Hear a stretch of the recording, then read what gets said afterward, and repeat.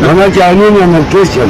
الراجل ده اسمه عم صادق، محتاج نص ربع الترند اللي موجود دلوقتي. الحسنه كانوا بيقولوا عليها تخص والسيئه تعم، النهارده الحسنه تخص وتعم في ترند مشرف بتاع البنت بتاع الشيبسي.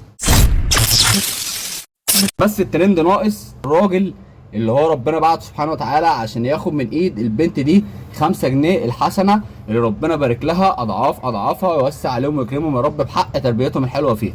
ربنا سبحانه وتعالى من الانسان.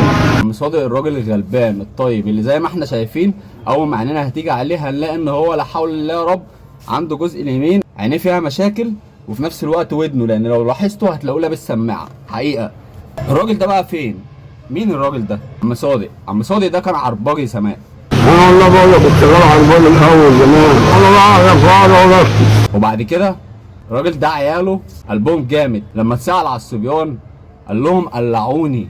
قلعوني دي انا ما كان بيعمل افراح وابص لا الجيانه الايامي قال لهم منين؟ فلوس افراح ولا بروح افراح ولا الفلوس. طب ايه اللي حصل؟ قال لك كانوا بيشتغلوا في الافراح، بيعملوا افراح وكده، والناس الديانه بتيجي تطالبوا بالفلوس بتاعتهم، يقول لهم انا راجل كبير ماليش في الافراح. بناته انا جعانين يا مركزهم. ربنا سبحانه وتعالى من الانسان.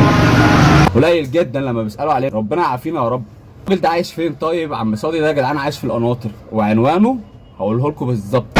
القناطر الخيريه في شارع 14 كان فيها ولا مواضع الاول شارع 14 كده اللي بقعد عليه. خدوا بالكم دي خطوه رقم 3 اللي المفروض تطلع ترند وحق ربنا، مرات ابن اخته. تخيلوا مين بقى هي بنت الحلال دي بجد؟ معايا ولا مواضع في البيت مرات ابن اختي بتغسلني وبتعمل ناس فيها البر، وابن اخته كده راجل جدع وابن حلال، دول اللي مقعدينه معاه وبيعملوا له اكله وشربه. تخيلوا هم دول الترند الحقيقي. وهقفل الحلقه بكلام حبيبي. ايه يا عملت اللي انت عملتيه ده؟ هو المفروض ده العادي، المفروض ان الناس كلها تعمل كده، بس للاسف بقينا في وقت لما نشوف حد بيعمل حاجه المفروض ان هي ده الطبيعي الناس بقت تستغرب عشان ما بقاش فيه النوع ده، ما بقتش فيه المشاعر دي للاسف. عشان كده بقى احنا بنشجعك عشان في زي كتير ونرجع زي زمان كده. تامر حسني اقسم بالله انت جدع او انت ابن حلال يا تامر، اقسم بالله. الكلمتين اللي قالهم تامر دول هم دول خلاصه الموضوع، مش هتكلم في الموضوع اكتر من كده. شكرا. اوعى تنسى تعمل متابعه، وخليك فاكر دعمك يعني متابعتك هيوصل صوت اخواتك. شكرا.